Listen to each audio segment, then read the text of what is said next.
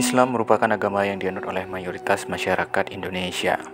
Diduga, kedatangan Islam ke Nusantara masuk pertama kalinya dibawa oleh para pedagang dari Timur Tengah, Persia, dan India. Pada episode sebelumnya, kita telah membahas teori masuknya Islam di Indonesia, wilayah pertama yang memeluk agama Islam, kerajaan Islam pertama di Indonesia, serta berdirinya kerajaan Samudra Pasai.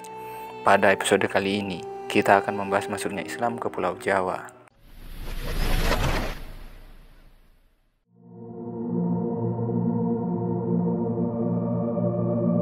Ketika kerajaan Majapahit mencapai masa kejayaannya di era pemerintahan Hayam Wuruk, banyak penduduknya yang telah beragama Islam. Adanya penduduk Majapahit yang beragama Islam disebabkan oleh hubungan dagang antara Muslim dari wilayah Timur Tengah, Arab, dan India.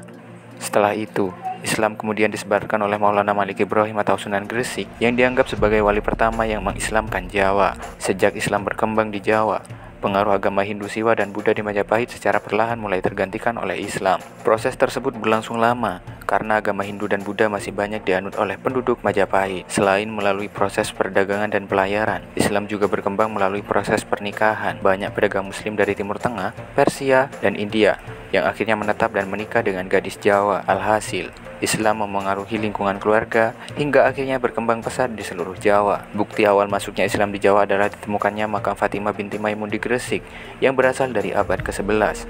Fatimah binti Maimun diperkirakan sebagai keturunan Raja Hibatullah, salah satu dinasti yang berkuasa di Iran, Persia. Hal itu membuktikan bahwa pada abad ke-11 atau mungkin sebelumnya sudah terdapat kelompok Islam di Gresik. Kemudian di Mojokerto, di sekitar kota Raja Majapahit, juga ditemukan banyak makam Islam kuno. Berdasarkan penelusuran, makam Islam kuno tersebut berasal dari abad ke-14 atau tepatnya tahun 1374 Masehi. Dilihat dari tahunnya, makam tersebut berasal dari era pemerintahan kerajaan Majapahit.